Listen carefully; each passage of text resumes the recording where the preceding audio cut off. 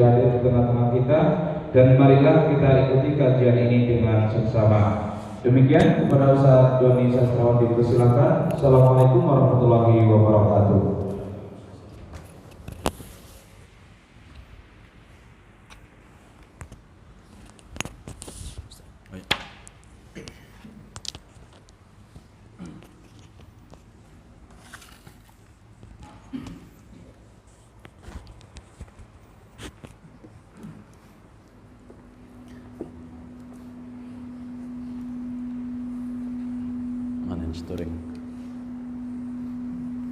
Bismillahirrahmanirrahim. Assalamualaikum warahmatullahi wabarakatuh. Alhamdulillah, alhamdulillahilladzi khalaqal mauta wal hayata liyabluwakum ayyukum ahsanu amala. Alhamdulillahilladzi ahyana ba'dama amatana wa ilaihin nusyur. أصبحنا وأصبح الملك لله والحمد لله لا شريك له لا إله إلا هو وإليه النشور. أصبحنا على فطرة الإسلام وكلمة الإخلاص وعلى دين نبينا محمد صلى الله عليه وسلم وعلى ملة أبينا إبراهيم حنيفا وما كان من المشركين. Hadirin jamaah sekalian, jamaah salat subuh yang insyaallah dimuliakan dan senantiasa diberkahi urusannya dan umurnya oleh Allah Subhanahu wa taala. Amin Allahumma amin.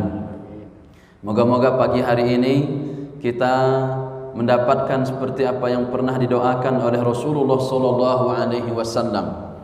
Saking cintanya Rasulullah sallallahu alaihi wasallam kepada umatnya, maka beliau sudah mendoakan kita.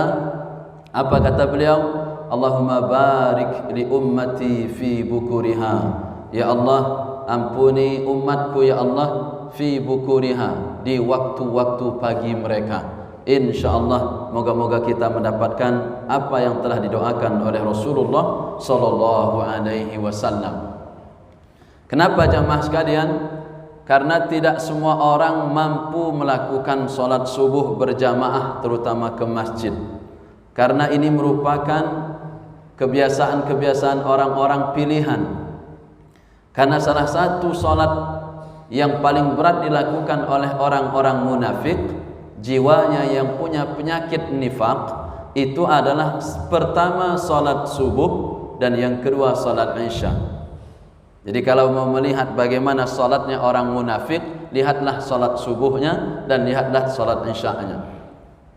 Nah, maka jamaah dimuliakan oleh Allah, berbahagialah kita semua. Moga-moga kita terhindar dari sifat-sifat kemunafikan. Amin Allahumma amin. Salawat dan salam tercurahkan pada Rasul yang mulia, Nabi akhir zaman, Nabi Muhammad sallallahu alaihi wasallam. Man shalla alayya salatan wahidatan sallallahu alaihi ashran, kata beliau. Siapa yang bersolawat kepadaku, kata Nabi, satu kali saja. Satu kali kita mengucapkan Allahumma salli wa sallim alaihi atau sallallahu alaihi wasallam, maka apa kata Nabi? Allah bersolawat kepada orang yang mengucapkan solawat tersebut sebanyak 10 kali.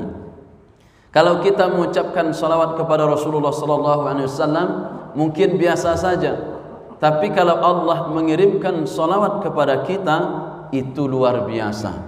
Maka jamaah sekalian, jangan sungkan-sungkan, jangan berat hati tatkala disebutkan nama Nabi Muhammad sallallahu alaihi wasallam, mengucapkan salam ataupun solawat kepada Rasulullah sallallahu alaihi wasallam, karena Allah mengirimkan solawat kepada kita. Salawat di sana bisa bermakna doa untuk keberkahan hidup kita, bisa bermakna untuk kelancaran hidup kita, bisa bermakna ampunan dosa dan lain sebagainya. Maka salah satu orang yang merugi adalah orang yang tatkala disebutkan nama Nabi Muhammad, dia tidak mengucapkan kalimat apapun dari dalam lidahnya atau dalam jiwanya. Maka sekali lagi, Allahumma salli wa sallim alaihi. Nah, jamaah sekalian dimuliakan oleh Allah Subhanahu wa taala, pagi hari ini kita mencoba untuk membahas sedikit tentang ayat-ayat Al-Quranul Karim, terutama yang berada di dalam surah Al-Fatihah. Nah, menariknya jamaah sekalian, hebatnya Al-Quran. Dalam suatu firman Allah dalam surah Al-Hijr, apa kata Allah? وَلَقَدْ آتَيْنَاكَ, sungguh kata Allah subhanahu wa ta'ala, telah kami berikan kepadamu, ka di sana yaitu kamu, kepada siapa? Kepada Rasulullah sallallahu alaihi wasallam, sab'an minal masani, 7 ayat yang senantiasa dibaca berulang-ulang. Makanya Al-Fatihah itu jamaah sekalian bisa namanya sab'un minal masani, 7 ayat yang dibaca berulang-ulang. Walaupun sebagian ulama mengatakan 7 ayat yang dibaca berulang ini, ada yang mengatakan surah Al-Baqarah, Ali Imran dan seterusnya, 7 surat. Tapi jumhur mengatakan surah ini, sab'un minal masani, ini adalah surah Al-Fatihah. Walaqad atainaka sab'an minal masani wal Qur'anal azim. Ini salah satu kelebihan Nabi Muhammad SAW yang tidak diberikan kepada nabi-nabi sebelumnya, yaitu diberikan 7 ayat dibaca berulang-ulang, wal Qur'anal azim, kata Allah, dan Al-Quran Al-Karim, Al-Quran yang agung, Al-Azim. Nah, ini salah satu kelebihan Rasulullah SAW. Maka menurut Ibnul Qayyim jamaah sekalian, apa kata Ibnul Qayyim? Ternyata jamaah sekalian, Allah menurunkan kitab suci. Ini menurut Ibnul Qayyim. Berapa kitab suci yang diturunkan Allah? Kata Ibnul Qayyim, Allah menurunkan kitab suci ini kepada umat ini kurang lebih 104 kitab suci. Kenapa jamaah sekalian? Karena Nabi dan Rasul itu sebenarnya jumlahnya banyak. Hanya yang wajib kita imani itu hanya 25. Kalau kita mengingkari satu saja, tidak beriman kepada Isa misalnya, bisa menjadi kafir dia. Kita tidak beriman misalnya kepada Musa, Musa itu siapa? Kita tidak beriman. Tidak percaya dengan Ilyas, tidak percaya dengan misalnya Zulkifli, kita tidak percaya, itu menafikan 25 yang disebutkan dalam Al-Quran, maka kafirlah dia. Itu minimal jamaah sekalian. Yang disebutkan dalam Al-Quran itu wajib kita imani. Adapun yang Allah utus, yang Allah pernah turunkan di dunia ini, ratusan jumlahnya. Bahkan sebagian ulama mengatakan ada yang ribuan. Nah, katakanlah jamaah sekalian, kita mengikuti apa yang dikatakan oleh Ibnul Qayyim Al-Jauziyah. Apa kata beliau? Allah menurunkan kitab suci itu 104 kitab. Dari 104 kitab ini jamaah sekalian, maka seluruh maknanya, seluruh isi kandungannya itu terhimpun di dalam 3 kitab. Ibnul Qayyim tidak menyebutkan satu kitab yang wajib kita imani. Kenapa jamaah sekalian? Dalam awal-awal surah Al-Baqarah, walladzina yu'minuna bima unzila ilaika, walladzina yu'minuna bima unzila min qabl, walladzina yu'minuna bima unzila ilaika wa ma unzila min qablik wa bil akhirati hum yuqinun. Artinya kita wajib mengimani sebelum-sebelumnya minimal 4 jamaah sekalian. Pertama Zabur, Taurat, Injil dan Al-Quran. Tapi Ibnul Qayyim tidak menyebutkan Zabur di sana. Beliau mengatakan bahwa dari seluruh kitab yang pernah diturunkan Allah kepada umat ini, seluruh maknanya, seluruh kandungannya terhimpun dalam 3 kitab. Yang pertama Taurat, yang kedua Injil, yang ketiga Al-Quran. Dari 3 ini jamaah sekalian, disimpulkan lagi, disempitkan lagi, maknanya dari Taurat, Injil itu maknanya semua terhimpun ada di dalam Al-Quranul Karim.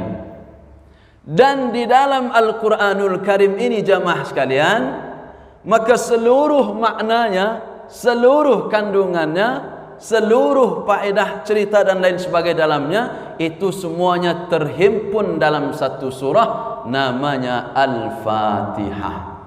Maka dahsyat sebenarnya Al-Fatihah ini jamaah sekalian.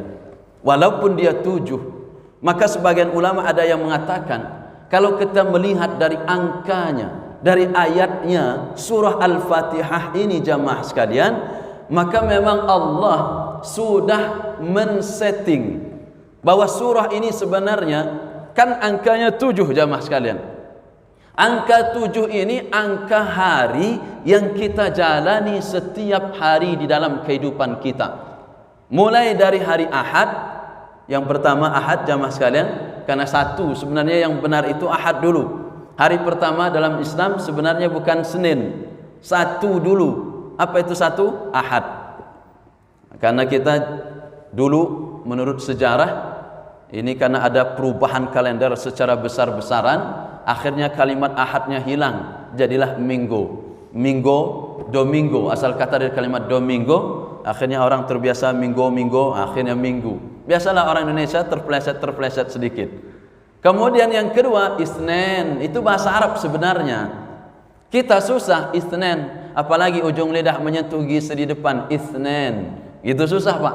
Akhirnya jadikan Senin, kan gitu Pak. Senin, kan begitu. Kemudian Sulasa, As-Sulasa. Sulasa, asal kata dari Salasa. Salasa itu berapa Pak? 3. Salasatun la tartafi'u salatuhum fawqa ru'usihim shibran, kata Nabi. 3 golongan yang tidak terangkat salatnya walaupun hanya 1 jengkal di atas kepalanya. Itu ada Salasa. 3 Pak. Sebenarnya maka di sebagian pesantren itu termasuk pesantren kami dulu, liburnya bukan hari Minggu, bukan hari Ahad, tapi liburnya hari Jumat. Itu memang bagusnya pendidikan kita libur hari Jumat itu. Selain waktunya sempit, biar melatih orang untuk bersiap-siap melakukan sholat Jumat jamaah sekalian. Nah, kemudian kita lanjutkan Selasa, kemudian Rabu kata kita 4 artinya, kemudian Khamis, khamsah itu artinya 5, baru Jum'ah. Itu Jum'ah karena berkumpul. Umat muslim dianjurkan untuk berkumpul di masjid melakukan sholat Jumat. Kemudian As-Sabat, yaitu hari Sabat. Ini diabadikan dari zaman Nabi Musa alaihi salam dulu. Nah, jamaah sekalian dimuliakan oleh Allah Subhanahu wa taala. Jadi Al-Quran ini semua makna-maknanya, semua kandungannya terhimpun dalam satu surah namanya Al-Fatihah. Dan ternyata jamaah sekalian, saya membaca buku Khawatir Al-Quraniyah. Ini saya ambil dari buku itu, Khawatir Al-Quraniyah. Ini bagus sebenarnya karena ringkasan dari Al-Quran berikut kandungannya. Ternyata jamaah sekalian, Al-Quran ini mulai dari surah Al-Fatihah sampai surah An-Nas. Sampai surah An-Nas. Pertama jamaah sekalian, isi Al-Quran itu tidak lebih dari 3 perkara. Yang pertama Allah membahas salimul aqidah. Nah, itu. Yang pertama Allah membahas yaitu salimul aqidah, lurusnya akidah. Akidah yang benar itu dijelaskan dalam Al-Quran. Kemudian yang kedua, Quran ini fungsinya nanti memberikan sahihul ibadah. Yang kedua, dia menjelaskan ibadah yang benar. Yang ketiga jamaah sekalian, Al-Quran ini menjelaskan juga bagaimana matinul khuluq, bagaimana akhlak yang kokoh. Nah, maka jamaah sekalian, Quran itu enggak jauh-jauh dari 3 itu. Bahkan Quran juga menjelaskan 3 kondisi manusia. Pertama 3 dalam perkara. Pertama dari segi akidah, yang kedua dari segi ibadah, yang ketiga dari segi akhlak. Quran itu enggak jauh-jauh Pak dari itu. Jadi bagaimana kita berakidah dengan benar? Maka di awal-awal surah Al-Baqarah Allah sudah menjelaskan Ciri orang bertakwa itu kata Allah, alladzina yu'minuna bil ghaib wa yuqimuna shalah wa mimma razaqnahum yunfiqun, dan seterusnya tadi. Kemudian nanti Allah menjelaskan tentang ibadah, bagaimana mengibadahi Allah, bagaimana menyembah Allah yang benar, tidak boleh berbuat syirik dan lain sebagainya. Begitupun Allah mengajarkan bagaimana akhlak, bagaimana akhlak-akhlak Nabi kita dulu, bagaimana akhlak-akhlak para syuhada kita, para ulama kita terdahulu dan lain sebagainya. Itu Allah jelaskan dalam Al-Quran. Dan Al-Quran juga jamaah dimuliakan oleh Allah Subhanahu wa taala menjelaskan juga tentang tiga perkara lainnya. Nah, ini jamaah dimuliakan oleh Allah Subhanahu wa taala yang perlu kita fahami. Dari awalnya tadi dia menjelaskan setidaknya ada tiga, yaitu yang pertama apa? Salimun aqidah, aqidah yang benar. Yang kedua sahihul ibadah, ibadah yang sahih yang benar juga. Matinul khuluq, dan akhlak yang kokoh, akhlak yang benar. Dan jamaah sekalian, ternyata Al-Quran juga menjelaskan cuma tiga kondisi manusia. Pertama, kondisi manusia yang beriman. Yang kedua, kondisi manusia yang kafir. Dan yang ketiga, kondisi manusia yang munafik. Udah, enggak lebih-lebih dari itu, Pak. Orang musyrik masuknya mana? Masuk kafir. Meskipun dalam surah Al-Baqarah Allah bagi juga, innal ladzina kafaru min ahlil kitabi wal musyrikin fi nari jahannam khalidina fiha ulaika hum syarrul bariyah, kata Allah. Tapi masuknya mana golongan dia? Sudah jelas masuk ke dalam kekafiran. Jadi tidak jauh-jauh jamaah sekalian, Al-Quran pun menjelaskan tiga kondisi iman manusia. Yang pertama adalah manusia-manusia yang beriman, yang kedua manusia-manusia yang kafir, dan yang ketiga manusia-manusia yang berbuat munafik. Mantap Al-Quran itu jamaah sekalian. Maka kalau kita baca benarlah Al-Quran itu jamaah sekalian, dia nanti akan menjadi cahaya dalam jiwa-jiwa kita semuanya. Belum kita baca seluruhnya jamaah sekalian. Menariknya lagi, Allah mengawali firman-Nya dengan surah Al-Fatihah. Di awal itu ada jamaah sekalian, di awal-awal alhamdulillah, bismillahirrahmanirrahim. Meskipun jamaah sekalian, ulama ada perbedaan. Apakah basmalah ini masuk di dalam surah Al-Fatihah atau tidak? Kalau ulama-ulama Maroko mereka mengatakan tidak termasuk. Tapi jumhur itu mayoritas ulama mengatakan Al-Fatihah ini basmalahnya, maksud kami basmalahnya ini masuk di dalam surah Al-Fatihah. Al-Fatihah jamaah sekalian, dua ayat pertama bismillahirrahmanirrahim, alhamdulillahi rabbil alamin. Ini berbicara tentang alam jamaah sekalian, artinya seluruh dunia ini, tidak memandang. Tapi nanti akan diakhiri dengan satu surah yang ditutup dengan kalimat minal jinnati wan nas di ujung, Pak. Artinya ada kaitan antara surah yang pertama sampai surah yang terakhir. Itu hebatnya Al-Quran. Ternyata jamaah sekalian, saya sering mengikuti kajian Dr. Muhammad Yahya, bukan Yahya Waloni, Dr. Muhammad Yahya. Beliau itu pembina kampung Muslim di Melbourne, Australia. Itu saya sering mengikuti kajian tematik beliau. Itu luar biasa, Pak.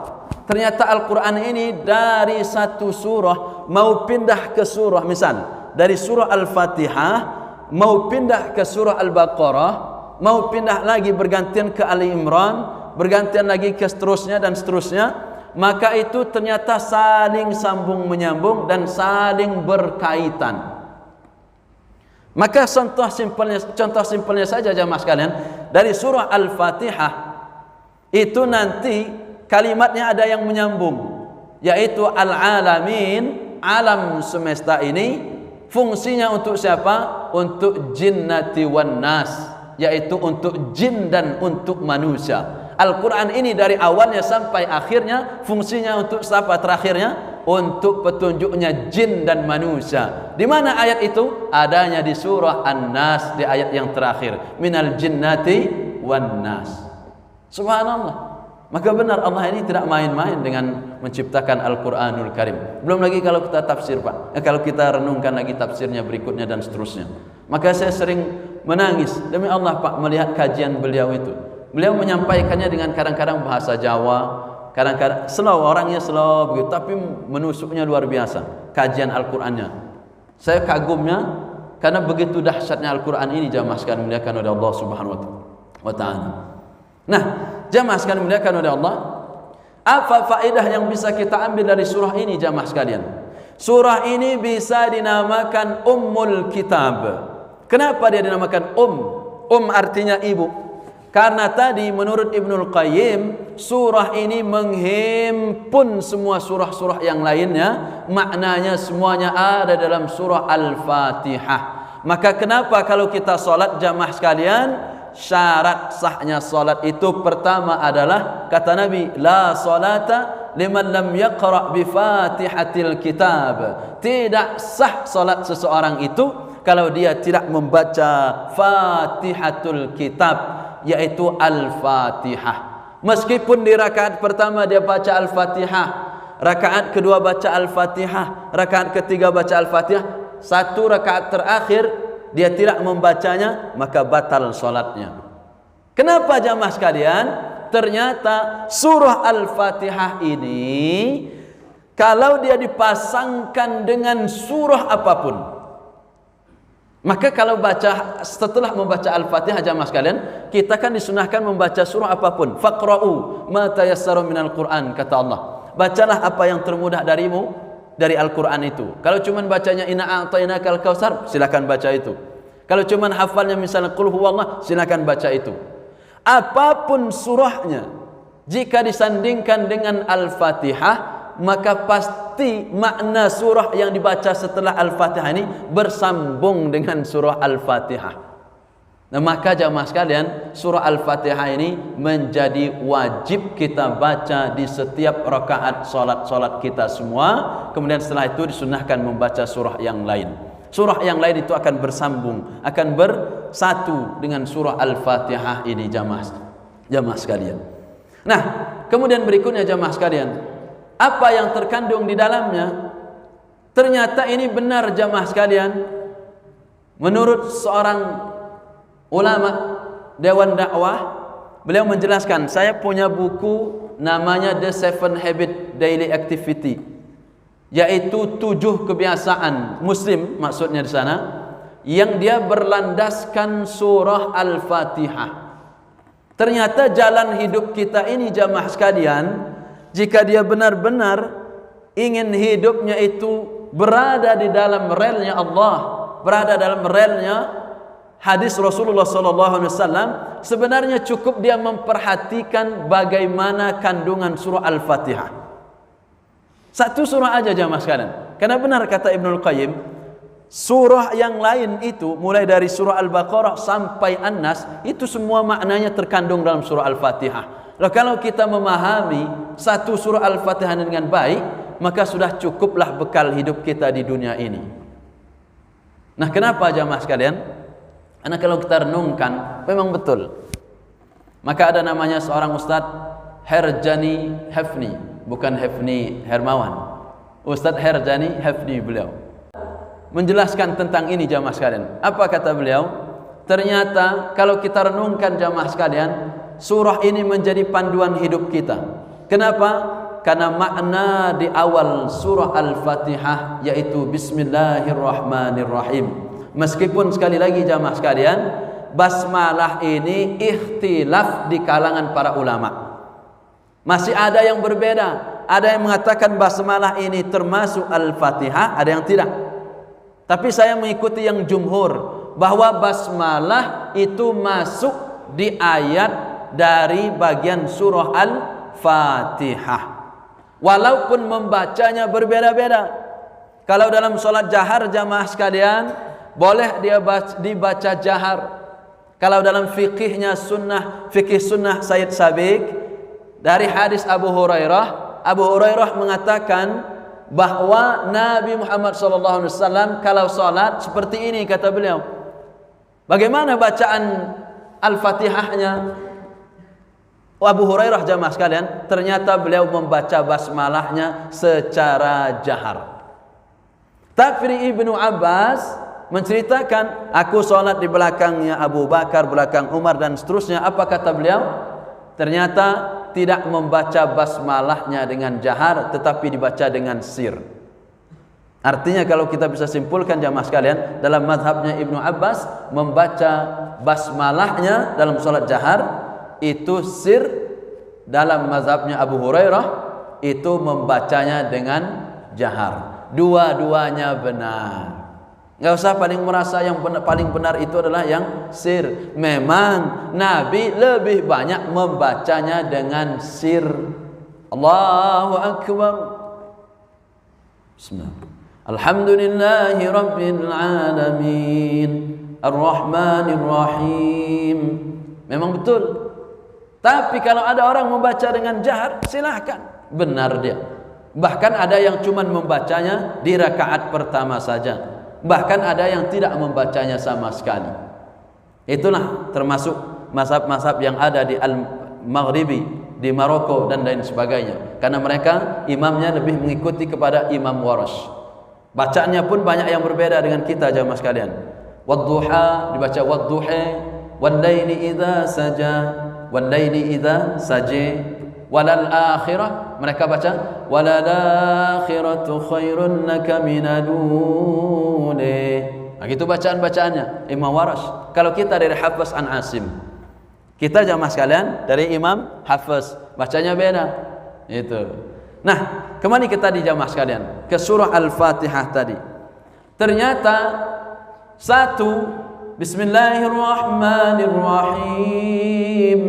Ini panduan hidup sebenarnya jamaah sekalian bagi kita seorang muslim. Surah ini Allah awali dengan kalimat Bismillahirrahmanirrahim. Apa maknanya jamaah sekalian?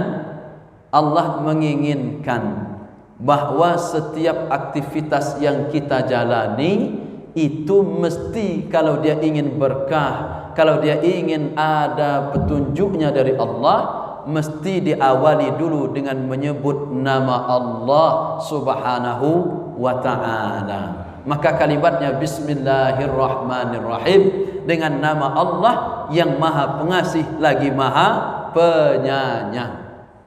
Maknanya apa jamaah sekalian? Setiap kita mengawali aktivitas kehidupan kita sehari-hari mesti harus diawali dengan menyebut asma Allah, walaupun tidak dengan kalimat basmalah. Maka jamaah sekalian, Islam ini sudah mengajarkan bagaimana kita beraktivitas mulai dari tidur sampai bangun tidur, bahkan dari tidur sampai tidur kembali. Mulai kita bangun, alhamdulillahilladzi ahyana ba'dama amatana wa ilaihin nusyur. Nanti kita akan ke WC, kita mengucapkan Allahumma inni a'udzubika minal khubuthi wal khaba'ith. Nanti kita mau makan, membaca basmalah. Setelah makan, alhamdulillah. Kita mau masuk masjid, Allahumma ftah li abwaaba rahmatik. Nanti kita termasuk bergaul kepada istri dan lain sebagainya jamaah sekalian. Setiap aktivitas jika dia ingin ada berkah di dalamnya, mesti dia harus mengawali dengan kalimatnya Allah Subhanahu wa ta'ala. Nah, maka jamaah sekalian, pertama panduan kita 7 hari dalam 7 ayat ini. Pertama jamaah sekalian, setiap kita mengawali aktivitas kita, jangan lupa sebutkan asma Allah di dalamnya. Yang kedua jamaah sekalian, apa kata Allah dalam surah ini? Bismillahirrahmanirrahim. Alhamdulillahi Rabbil Alamin. Alhamdulillah jamaah sekalian, ini merupakan ungkapan syukur. Alhamdulillahi Rabbil Alamin. Maknanya apa? Kata para ulama jamaah sekalian, surah ini menjadi petunjuk bagi orang-orang yang beriman bahwa setelah dia beraktivitas dengan mengucapkan kalimat-kalimat Allah, dengan bacaan-bacaan yang telah diajarkan oleh Allah dan Rasulnya, maka jangan lupa dia harus memiliki sifat yang kedua, yaitu senantiasa bersyukur kepada Allah. Maka kalimatnya alhamdulillahi rabbil alamin. Dan ini cerminan kita. Kunci hidup kita ini dalam surah Al-Fatihah. Jadi kalau hidup kita ingin berkah, hidup kita ingin mudah, ditambahkan nikmatnya oleh Allah, jangan lupa senantiasa bersyukur. Meskipun tidak harus senantiasa syukur itu diucapkan dengan kalimat alhamdulillah. Karena seseorang itu jamaah sekalian bersyukurnya ada dua. Yang pertama bersyukur menggunakan lisan, yang kedua bersyukur menggunakan perbuatan. Banyak orang yang cuman bersyukurnya menggunakan lisan. Misal dia habis ngemis-ngemis di pinggir jalan, dikasih uang 100.000, ya Allah syukurnya luar biasa. Alhamdulillah ya Allah, hari ini aku dapat 100.000 ya Allah. Bersyukur lisannya, tapi belum tentu dia salat 5 waktu. Zuhur lewat, asar lewat, sampai maghrib baru pulang. Berarti perbuatannya tidak menunjukkan syukurnya atas nikmat Allah. Tapi kalau cuma lisannya, semua orang hampir bisa jamaah sekalian. Alhamdulillah hari ini saya dapat rezeki. Banyak pejabat-pejabat dapat rezeki, tapi tidak bersyukur. Kenapa tidak bersyukurnya? Karena dia belanjakan harta yang Allah titipkan kepada dirinya. Ada yang untuk beli narkoba, ada yang untuk beli PSK, ada yang untuk hura-hura ke sana kemari dan lain sebagainya. Sikapnya tidak menunjukkan syukurnya kepada Allah Subhanahu wa ta'ala. Maka bersyukur yang sempurna jamaah sekalian itu dengan dua cara. Lisannya senantiasa mengingat Allah, mengucapkan alhamdulillah, subhanallah dan seterusnya. Tapi perbuatannya, rajinnya dia solat berjamaah ke masjid, secara tidak langsung dia sedang mensyukuri nikmat Allah Subhanahu wa ta'ala. Waktu dia buka baca Al-Quran jamaah sekalian, secara tidak langsung dia sedang bersyukur kepada Allah. Waktu dia mengeluarkan uang dari kantongnya, dia sedekahkan, secara tidak langsung dia sedang bersyukur kepada Allah Subhanahu wa ta'ala. Maka benar kata Allah, la in syakartum la azidannakum wa la in kafartum in adzabi lasyadid. Kalau kita bersyukur terus menerus kepada Allah, maka la azidannakum kata Allah, akan aku tambah kata Allah kepadamu nikmat-nikmatku. Terus menerus Allah tambah. Dengan syukur apa? Dengan syukur dua cara. Bisa jadi orang yang senantiasa berdoa terus menerus, tapi kok nampaknya tidak dikabulkan oleh Allah. Bisa jadi dia hanya bersyukurnya menggunakan lisan, tapi perbuatan-perbuatannya jauh dari menunjukkan syukur kepada Allah. Nah, maka jamaah sekalian dimuliakan oleh Allah Subhanahu wa taala, alhamdulillahi rabbil alamin. Yang kedua, seorang muslim setelah dia mengawali setiap aktivitasnya, dia mengucapkan asma Allah, ada bacaan-bacaan mengingat Allah agar berkah di dalam aktivitasnya. Yang kedua, dia jangan lupa untuk senantiasa bersyukur kepada Allah Subhanahu wa taala. Maka dalam suatu hadis jamaah sekalian, apa kata Nabi? Ajaban li amril mu'min. Sungguh menakjubkan urusan seorang mukmin itu. Kenapa? Karena kata Nabi, walaysa dzalika li hadin illa lil mu'min. Karena tidak ada orang yang memiliki urusan seperti ini kecuali hanya seorang mukmin. Kenapa? Karena seorang mukmin itu yang pertama jamaah sekalian, in asabathu sarra syakara fakana khairul lah. Jika dia ditimpa dengan kesenangan, kelapangan hidup, maka dia senantiasa bersyukur dan ini menjadi baik bagi dirinya. Begitupun sebaliknya, in asabathu dharra, jika dia ditimpa dengan kesempitan hidup, dengan kesusahan, dengan masalah, maka dia tidak berputus asa. Sabara kata Nabi, dia senantiasa bersabar, fakana khairullah, dan itu pun menjadi baik bagi dirinya. Maka jamaah sekalian senantiasa bersyukur dan juga jangan lupa senantiasa bersabar. Yang ketiga jamaah sekalian, apa ayat yang ketiga? Bismillahirrahmanirrahim. Alhamdulillahi rabbil alamin. Yang ketiga, Ar-Rahmanir-Rahim. Sifat ini jamaah sekalian, dan ini mesti juga dimiliki oleh seorang muslim dalam kehidupan sehari-harinya, yaitu sifat Ar-Rahman Ar-Rahim. Walaupun ini merupakan sifat Allah, betul, tapi juga mesti ada dalam sifat ini, ada juga di dalam hambanya Allah Subhanahu wa taala, yaitu sifat pengasih dan penyayang. Seorang muslim pun jamaah sekalian, kalau hidupnya ingin benar di jalan Allah, mesti memiliki dua sifat ini. Kenapa? Karena orang yang memiliki sifat pengasih dan juga sifat penyayang, maka dia akan banyak mengamalkan ayat Allah. Bayangkan kalau dia misalnya mampu bersyukur, kemudian dia mampu mengucapkan lafaz-lafaz tatkala mengawali aktivitasnya, tapi sikapnya jamaah sekalian, satu sikapnya sombong, tidak sayang kepada tetangga yang miskin, tidak sayang kepada anak yatim, jauh dari sifat membantu, maka bisa banyak melanggar ayat dia. Tapi kalau orang-orang yang memiliki sifat pengasih dan sifat penyayang dalam kehidupannya, banyak Allah jamin kehidupannya menjadi kehidupan yang lebih baik. Seperti misalnya apa kata Allah?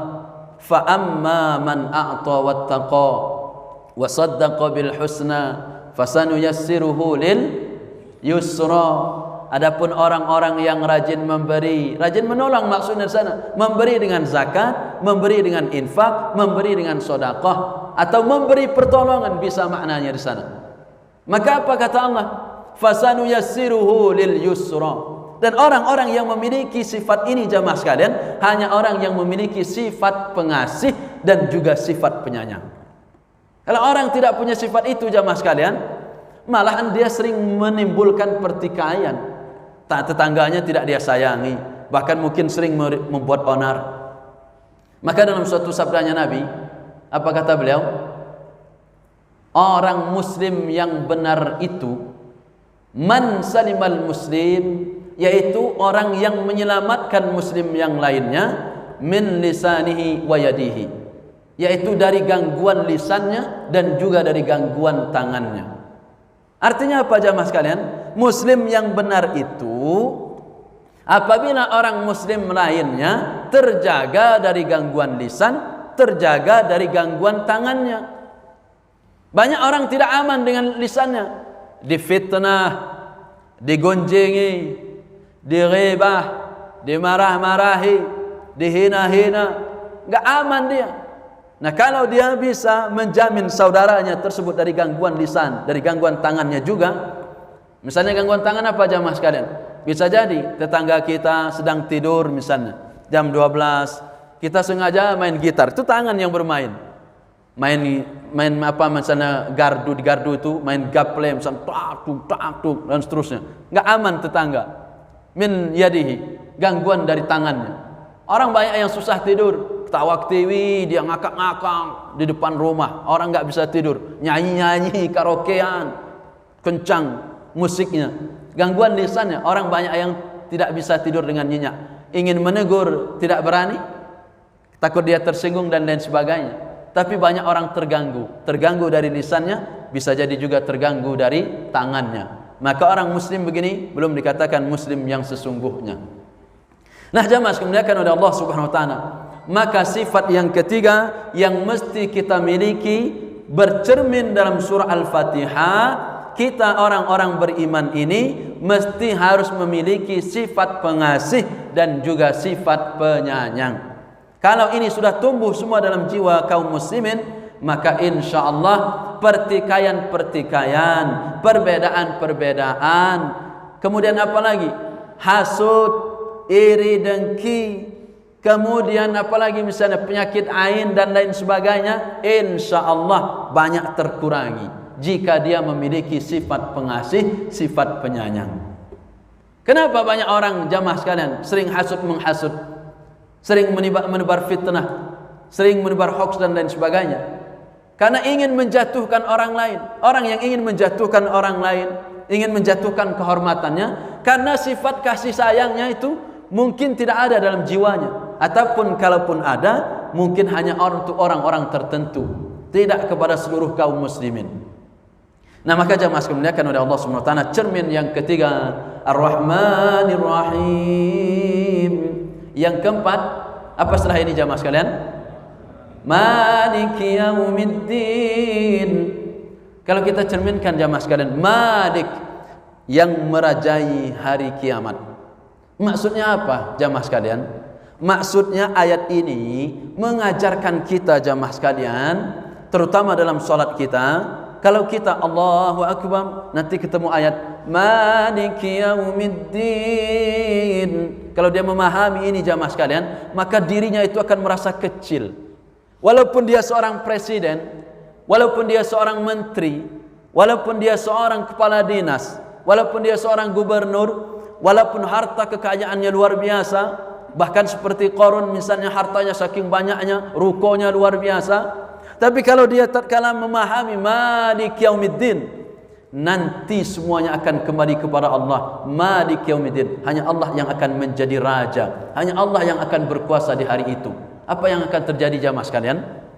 Orang yang memahami ayat ini dengan baik dan benar, maka dia akan merasa kecil, tidak akan berani menjadi sombong. Orang yang memahami ayat ini dengan baik dan benar jamaah sekalian, dia hidupnya akan senantiasa memikirkan akhirat, akhirat, akhirat dan seterusnya. Jabatan yang dia miliki, kalau dia Malik Yaumiddin, meskipun saya jadi penguasa sekarang, semua keputusan ada di tangan saya, tapi kalau dia mengingat Malik Yaumiddin, nantinya dia akan dirajai oleh Allah Subhanahu wa taala, akan diminta pertanggungjawaban di hari kiamat nanti. Maka dia tidak berani untuk berbuat hal-hal yang melanggar syariat Allah Subhanahu wa taala. Ngeri dia Pak, mau tanda tangan, mau ngambil proyek misalnya, korupsi sekian-sekian, ngeri dia. Malik Yaumiddin, akan ingat kepada hari akhir dari perjalanan kehidupan kita semua jamaah sekalian. Karena nanti akan dikumpulkan di padang mahsyar, mulai dari manusia bernama Adam sampai manusia yang terakhir, entah siapa yang menemui hari kiamat nanti jamaah sekalian, dikumpulkan dalam satu tempat bernama mahsyar. Kemudian matahari diturunkan Allah di atas kepala kita, kamiqdari mil, kata Nabi, jaraknya 1 mil di atas kepala kita, kurang lebih 1,6 km. Bisa dibayangkan jamaah sekalian, ada yang berkeringat sampai mata kakinya, sampai dengkulnya, sampai pinggulnya, sampai bahunya, bahkan ada yang tenggelam dengan keringatnya itu sendiri, saking panasnya jamaah sekalian. Sekarang aja 1 juta kilometeran antara matahari dengan bumi sekarang ini. Bagaimana kalau Allah turunkan 1,6 km? Panasnya luar biasa jamaah sekalian. Maka tergantung dari amalnya di dunia ini, termasuk bagaimana dia mempersiapkan nanti dengan kalimat Malik Yaumiddin. Nanti yang akan merajai hari itu di padang mahsyar nanti hanya Allah Subhanahu wa taala. Semua nanti jamaah sekalian, itu semuanya akan merasakan kesibukan. Ada wajah-wajah itu wajah yang cerah, seri berseri. Maka kata Allah, wujuhun yawma idin musfirah, dhahikatun mustabshirah, wa wujuhun yawma idin 'alaiha ghabarah, tarhaquha qatarah, ulaika humul kafaratul fajarah. Dalam surah Abasa. Jadi wajah kita hari itu jamaah sekalian tergantung. Ada wajah yang berseri-seri, cerah gembira, ada wajah-wajah yang tertunduk hina, gelap gulita. Tergantung bagaimana amal di dunia. Termasuk jamaah sekalian, ini awalnya adalah memahami bagaimana Malik Yaumiddin, bahwa nanti dia akan dibariskan di padang mahsyar, dan yang merajai kita semua nanti adalah Allah Subhanahu wa taala, yang mana nanti kata Nabi, kullukum ra'in wa kullukum mas'ulun an ra'iyatih. Setiap kalian, kata Nabi, adalah pemimpin, siapapun kita, mulai dari yang paling kanan sampai yang paling kiri, sampai ibu-ibu pun dikatakan pemimpin. Pemimpin minimal untuk dirinya sendiri. Apakah dia membawa dirinya kepada kebaikan, atau dia membawa dirinya kepada keburukan, ataukah dia mengikuti jalan kebenaran, atau dia mengikuti jalan keburukan.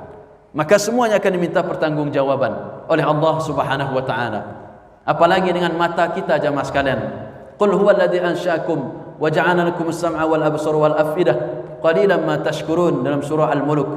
Mata kita, telinga, hati, semuanya akan diminta pertanggungjawaban oleh Allah Subhanahu wa taala nantinya. Maka jamaah sekalian, jadikan kalimat Malik Yaumiddin ini untuk menjadikan mata kita, hati kita, telinga kita arahkan nanti untuk mempersiapkan menemui raja di raja nanti di hari kiamat nanti. Dia adalah Allah Subhanahu wa taala. Tinggalkan yang namanya kesombongan, tinggalkan yang namanya kedengkian, tinggalkan yang namanya merasa paling benar, merasa paling berjabat, merasa paling besar titelnya dan lain sebagainya, karena nanti semua kita akan merasa kecil di hadapan Allah Subhanahu wa taala. Bahkan tatkala kita merasa waktu membaca dalam salat itu Maliki Yaumiddin, apa yang sudah kita persiapkan di hari itu nanti akan dikembalikan kepada Allah Subhanahu wa taala. Apa yang sudah kita persiapkan? Maka benar kata para sahabat, Nabi itu di dalam salatnya bergemuruh dada beliau itu karena memahami bagaimana ayat-ayat ini dibaca. Bismillahirrahmanirrahim. Bergemuruh, meresap. Luar biasa. Karena beliau memahami, paling faham dengan Al-Quranul Karim. Nah kita jamaah sekalian, setidaknya walaupun tidak sampai tulangnya memahami ini, minimal kita sudah ada bayangan-bayangan bagaimana merenungkan ayat suci yang senantiasa kita baca di dalam salat-salat kita semuanya. Berikutnya jamaah sekalian dimuliakan oleh Allah Subhanahu wa taala. Apa kalimatnya? Malik yaumiddin, iyyaka na'budu wa iyyaka nasta'in. Menariknya lagi jamaah sekalian, saya terlupa menyampaikan ini. Surah Al-Fatihah ini bentuknya plural. Apa itu plural? Bentuknya jamak. Ayat-ayatnya jamak, Pak. Iyyaka na'budu. Yang baca cuma kita sendiri, tapi kalimat dhamirnya menggunakan nahnu. Iyyaka, hanya ya Allah satu-satunya. Itu kalimat iyyaka. Maka enggak boleh berbuat yang lain jamaah sekalian. Berbuat syirik, menyembah pohon, menyembah batu, mempercayai jin dan lain sebagainya. Hanya yang kita percaya, yang kita sembah Allah Subhanahu wa taala. Iyyaka na'budu. Tapi tatkala menggunakan kata na'budu itu menggunakan dhamir nahnu, bermakna plural. Bahkan nanti ihdinas siratal mustaqim itu pun plural. Yang baca cuman kita, tapi diminta itu kalimatnya bareng-bareng. Kan waktu sholat jamaah sekalian kita membaca sendiri, tapi kalimatnya iyyaka na'budu, hanya kepadamu ya Allah satu-satunya, na'budu, kami menyembah. Di sana kami, tapi yang baca cuma kita sendiri. Itu hebatnya jamaah sekalian. Kenapa? Kata para ulama, surah ini surah yang mencakup seluruh kaum muslimin. Siapapun yang membacanya, maka yang lain akan terkena dampaknya. Makanya sebagian ulama jamaah sekalian, kalau dalam salat jahar, dalam salat yang dibaca kayak tadi subuh, itu ada dua pendapat. Yang pertama mengatakan makmum, ini makmum, kita sebagai makmum, kalau setelah imam itu baca Al-Fatihah secara jahar, makmum itu enggak perlu lagi baca Al-Fatihah, karena bacaan imam juga termasuk bacaan makmum. Dan mereka berdalil satu, wa idza quri'al Qur'an fastami'u lahu wa ansitu la'annakum turhamun. Apabila dibacakan ayat-ayat suci Al-Qur'an atasmu, imam bacain untuk siapa? Untuk makmumnya. Maka kata Allah, fastami'u lahu, dengarkan itu bacaan, wa ansitu, diam, la'annakum turhamun, moga-moga kalian mendapat rahmat, kata Allah. Ini dalil. Nanti kan berubah. Tadi Ustaz Hafni baca Sabbih isma rabbikal a'la. Ini jangan sibuk baca Al-Fatihah. Kenapa? Berarti enggak nyimain imam sedang membaca Sabbihis. Nah, itu pendapat yang pertama. Maka tadi jamaah sekalian, termasuk bacaan Al-Fatihah ini karena bentuknya plural tadi, bentuknya jamak. Yang baca cuma satu, tapi yang lain kena dampaknya. Iyyaka na'budu. Saya tidak memperpanjang itu, tapi langsung ke sini karena waktu kita agak mepet. Iyyaka na'budu, hanya kepadamu satu-satunya ya Allah, na'budu, yang kami sembah, wa iyyaka nasta'in, dan hanya satu-satunya engkau ya Allah tempat kami meminta pertolongan. Nasta'in maknanya apa jamaah sekalian? Maknanya bahwa di dalam mengarungi kehidupan ini kita mesti menguatkan hidup kita dengan satu, yaitu pertama memperbanyak ibadah kepada Allah, dan yang kedua memperbanyak memohon pertolongan kepada Allah. Jangan lupa jamaah sekalian. Jadi untuk menguatkan hidup ini, satu dengan banyak beribadah, mendekatkan diri kepada Allah. Yang kedua dengan banyak-banyak memohon, berdoa kepada Allah. Salah satunya apa? Ya ayyuhalladzina amanu ista'inu bis-sabri was-salah. Nah, ini kan ayat-ayat berkaitan dengan apa? Dengan musibah dalam surah Al-Baqarah. Apa ayat berikutnya? Ya ayyuhalladzina amanu ista'inu bis-sabri was-salah. Innallaha ma'as sabirin. Wa la taqulu liman yuqtalu fi sabilillahi amwat bal ahya' walakin la tash'urun. Wala nabluwannakum bisyai'in minal khaufi wal ju', dan seterusnya. Nanti ada kalimat alladzina idza asabathum musibah qalu inna lillahi wa inna ilaihi raji'un. Maknanya apa jamaah sekalian? Ayat tadi kan diawali apa? Ya ayyuhalladzina amanu ista'inu bis-sabri was-salah, kata Allah. Wahai orang-orang yang beriman, kata Allah, mohonlah pertolongan itu dengan cara apa? Pertama, sabar. Yang kedua, lakukan sholat. Maka setiap mendapat masalah jamaah sekalian, jangan lupa untuk melakukan munajat kepada Allah, terutama dengan melakukan sholat terlebih dahulu. Kita mau hadapi perkara, misalnya mau sidang, sholat dulu. Allahu Akbar. Mohon setelah itu, ya Allah, mudahkan perkara sidangku, ya Allah. Berikan keterangan yang sebenar-benarnya, ya Allah. Kalau ada kemunafikan, kalau ada misalnya hal-hal yang tertutup, bongkar, ya Allah. Misalnya begitu, insya Allah nanti sidangnya lancar, Pak. Sidangnya nanti dimudahkan oleh Allah, diberikan keputusan yang seadil-adilnya.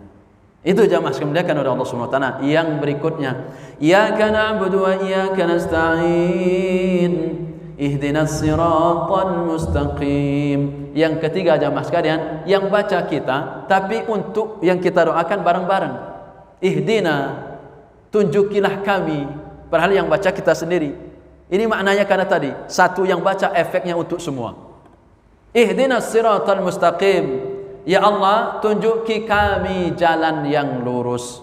Nah, maka jamaah sekalian, salah satu bentuk pelajaran dari surah ini jamaah sekalian, kehidupan kita jangan lupa untuk senantiasa mustaqim. Ihdinas siratal mustaqim. Minta kepada Allah agar diberikan jalan-jalan yang benar. Karena banyak orang yang mengikuti jalan-jalan yang salah. Kita minta kepada Allah dalam mengarungi kehidupan ini agar nanti ujungnya surga. Maka dalam suatu hadis katakan, wa innal birra yahdi ilal jannah. Kan gitu. Fa inna sidqa yahdi ilal birr wa innal birr yahdi ilal jannah. Hendaknya, kata Nabi, kita ini harus berbuat jujur. Kenapa? Karena jujur itu menunjukkan kepada kebaikan, membimbing kepada kebaikan, dan kebaikan ini akan menuntun kita kepada surga. Tapi kalau orang yang dusta, maka dustanya akan kepada fujur, keburukan, dan fujur ini menuntun kita nanti kepada neraka. Bahkan Allah dalam surah Asy-Syamsnya jamaah sekalian berfirman, fa'alhamaha fujuraha wa taqwaha. Allah mengilhamkan kepada kita semua. Ini sikap adilnya Allah jamaah sekalian. Allah ilhamkan dalam jiwa kita semua waktu lahir, waktu ditiupkan ruh, itu dua sifat. Yang pertama fujuraha, sifat keburukan, wa taqwaha, dan sifat kebaikan, ketakwaan. Nah, nanti jamaah sekalian, waktu kita berkembang dalam mengarungi kehidupan ini, maka mohonlah agar sifat yang berkembang wa taqwaha, sifat takwa. Dengan cara apa? Ihdinas siratal mustaqim. Banyak-banyak Allah. Maka ada doa juga jamaah sekalian. Allahumma inna nas'alukal huda wat tuqa wal afafa wal ghina. Mohon kepada Allah jamaah sekalian biar ditunjuki jalan yang lurus. Ada lagi doa, Allahumma arinal haqqo haqqo warzuqna ittiba'ah. Ya Allah, tunjukkan kepada kami bahwa yang benar adalah benar. Sehingga nanti kalau memilih presiden, doa ini ya benar insyaallah. Kalau memilih bupati, karena rajin baca doa ini ditunjukkan Allah. Insyaallah itu yang benar. Allahumma arinal haqqo haqqo warzuqna ittiba'ah wa arinal batina batina warzuqna ijtinabah. Kalaupun kita mau menunjuk orang, Allah tunjuk ini yang benar. Itu dia itu begini. Allah tunjuk. Insyaallah pilihannya benar. Kenapa jamaah sekalian? Karena dia senantiasa ihdinas siratal mustaqim. Senantiasa mohon kepada Allah, tunjuki yang benar ya Allah. Kemudian berikutnya, ihdinas siratal mustaqim siratal ladzina an'amta 'alaihim ghairil maghdubi 'alaihim waladdallin. Dan yang terakhir ini jamaah sekalian, kita mohon agar gaya hidup kita ini jangan seperti orang-orang yang maghdub. Apa maghdub? Yaitu orang-orang Yahudi. Orang Yahudi itu jamaah sekalian, satu sifatnya pernah Allah jadikan seperti kera. Bahkan sebagian ulama mengatakan wujud mereka benar-benar jadi kera. Firmannya mana? Kunu qiradatan khasiin. Itu kata Allah dalam surah Al-Baqarah. Allah mengutuk orang-orang Yahudi itu. Kunu, kata Allah, jadilah kalian semua wahai orang-orang Yahudi qiradatan khasiin, menjadi kera-kera yang hina. Orang Yahudi itu Pak, gak usah dipercaya. Makanya mau perjanjian apapun Palestina sama Israel itu, Palestina sama Zionis itu, saya hakul yakin, bukan cuma yakin Pak, hakul yakin bahwa mereka pasti akan melanggar. Benar Pak, sekarang dilanggar lagi. Baru gencatan senjata 2 hari Pak, udah dilanggar sama mereka. Memang apa? Sifatnya kera Pak. Kera itu rakus, tamak, sombong, lain sebagainya. Banyak buruk perangainya. Maka nggak usah percaya. Kenapa nggak usah percaya? Yang kedua, dalilnya apa kata Allah dalam surah Al-Baqarah ayat 120? Walan tarda, Allah tidak pernah, kata Allah, walan tarda, tidak pernah akan ridho, ankal yahudu walan nasara hatta tattabi'a millatahum. Orang-orang Yahudi kata Allah dan orang-orang Nasrani itu walan tarda, tidak pernah akan senang, tidak pernah akan ridho. Udah, 2 dalil itu aja dipegang. Jadi sebaik apapun mereka, dalam jiwa mereka itu dendam kesumat pasti tersimpan. Yang paling besar dendam kesumat disimpan dalam jiwa mereka itu adalah orang-orang Yahudi. Maka jemaah sekalian, nggak usah tertipu sama mereka. Maka orang-orang yang bela-bela Israel, bela-bela Yahudi, bela-bela penjajah Palestina itu, mereka sifat-sifatnya nggak jauh-jauh, minimal sifatnya kera. Itu Maji.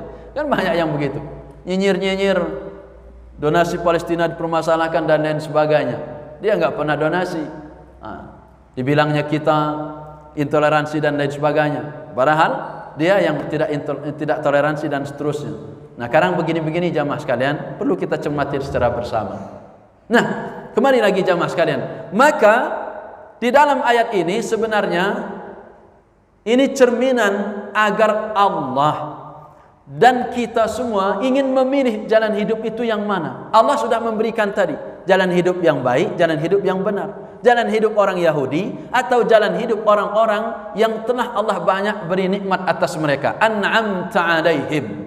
An'amta alaihim itu jalan orang-orang yang Allah beri petunjuk mulai dari Nabi dan Rasul. Jalannya orang-orang yang ulama, syuhada, siddiqin dan lain sebagainya. Atau kita ingin mengikuti jalan hidup ini, jalan hidupnya orang Yahudi, yaitu al-maghdub waladdallin, yaitu dalil di sini jamaah sekalian, jalan hidupnya orang-orang Nasrani. Jadi pilihan dalam hidup ini jamaah sekalian, mesti yang harus kita pilih adalah jalan hidupnya orang-orang yang Allah telah beri petunjuk atas kita semuanya dan petunjuk bagi orang-orang sebelum kita. Wallahu a'lam bishawab.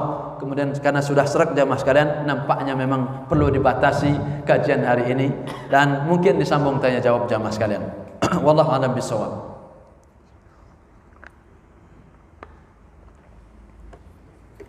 Ya, ada? Ya, silakan Pak.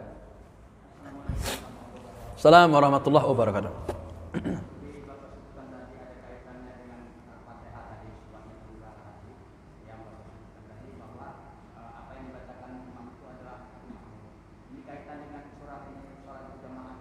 Ya.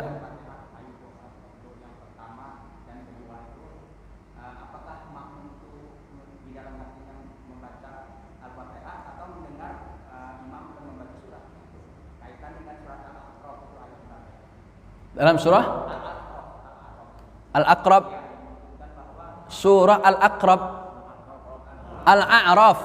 Idza quri'a al-Qur'anu fastami'u lahu wa ansitu la'allakum turhamun. Ya, betul.